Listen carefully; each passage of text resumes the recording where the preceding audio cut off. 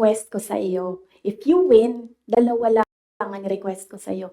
And I think, I requested this na one-on-one kami online. Pero meron akong nabasa somewhere na merong nakikinig sa side niya. Kasi nag-post yung taong yon. Pero yun yung request ko at the time. Kami lang dalawa. Sabi ko sa kanya, pag nanalo ka, dalawa ang hingin ko sa'yo. Unang-una, yung trabaho ko.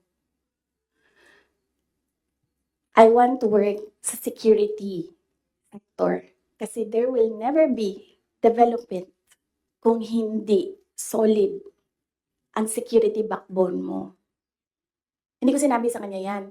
Pero, tinanong niya ako, bakit Department of National Defense? Sabi ko sa kanya, kasi karamihan naman ng problema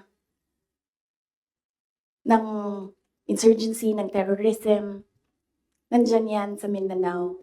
Kinalakihan ko yan, naiintindihan ko siya. In fact, nung bumaba ako, insurgency-free na ang Davao City. So, naiintindihan ko siya. Yan yung gusto ko na trabaho. He said, readily, he said yes. And then, ang isa, sinabi ko sa kanya, itong trabaho na ito, maiiwanan ko yung mga anak ko. Naiintindihan ko yan. Handa ako dyan. Pero humihingi lang ako ng tulong sa iyo na suportahan mo yung air travel ko. Kasi maiiwan yung mga anak ko and gusto ko lang na pag kailangan nila ako, makakauwi ako sa kanila. Kasi itong mga bata na ito, lumaki sila sa akin. Since birth hanggang nag-decide sila na hindi na sila tatabi sa akin sa tulog. Nasa akin sila gabi-gabi. Except pag wala ako sa bahay dahil sa trabaho. So, pag sa bata kasi, hindi naman niya maintindihan na, oh anak, I have to consecrate myself into the service of the nation. Hindi mo naman pwede sabihin sa bata yun, hindi maiintindihan yun. So, sinabi ko sa kanya, supportahan mo lang yung air travel ko because I need to go home to my children. Kasi kahit na vice president ako, gusto ko pa rin na maalala nila na nandyan yung nanay nila dahil sa loob ng bahay. Hindi naman vice president tingin sa akin ng mga anak ko. Just plain, mama, may kailangan ako, mama, may problema ako. Sabi niya, yes. Dalawa lang yun. Sabi niya, yes. In fairness, hindi siya yung nag-umindi sa DND. Hindi totoo yan na hindi binigay sa akin. Binigay yan. Nung nanalo na, sinabi ko na ito dati, ulitin ko lang. Nung nanalo na kami, nakita ko yung boto. And then I realized, sabi ko, gagawin talaga ng mga tao na ipaaway kami para masira yung partnership. Yun talaga ang gagawin. Lalong-lalo na ng mga yellow, ng mga liberal. Kasi yun yung gusto nila. So sabi ko, they will exploit this. And dahil nasa DND ako, araw-araw ako pagdududahan. Anong ginagawa ng babaeng yan dyan? Unsa na iya ginabuhat? Asam na siya gaadto? Planning ako dita? Planning to overthrow the government? Kasi DND yan. Hawak mo ang military. So sabi ko sa sarili ko, ayaw ko na magtrabaho ng ganun. Na araw-araw ka pinag-iisipan na meron kang gawin.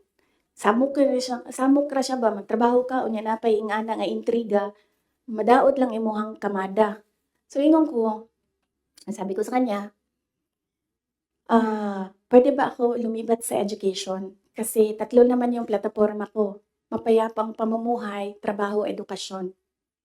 So sabi ko, pwede ako lumipat ng DepEd. Sinabi ko din sa kanya kung bakit. Ayaw ko na intrigahin ako. And then he said yes. So, napunta ako sa DepEd. And then, the other one, sabi ko, supportan mo yung air travel ko. Sabi ko, di na nangyari yun. Pinilit namin, hindi na natupad yun. Isang beses, sinabihan ko siya. Sabi ko, pwede ba, sabihan mo yung 250? Kasi ako ang priority, hindi ikaw. Kasi yan yung usapan natin. Kasi naiintindihan mo, di ba? Na meron akong maliliit na anak. Kasi namin siya, do I have to tell them? Na semi-British accent.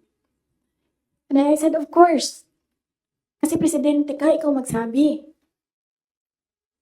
So, hindi na. Isang beses. And then one time, priority daw si Lisa. Hindi ko alam kung anong trabaho niya para sa bayan na ito.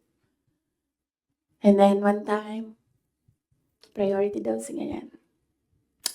So, I said, okay. This is,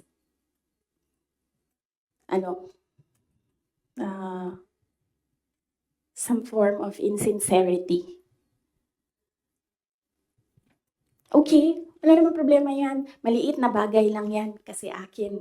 Problema ko lang naman yan, di man yung problema ng bayan. Problema ba ng bayan, paano ako babiyahe? Di naman. So, maliit na bagay.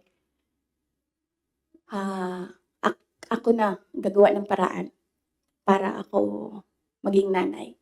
Hindi na ninyo problema yan. Maliit na bagay lang yan. Okay, so, that was that. That was personal sa aming dalawa.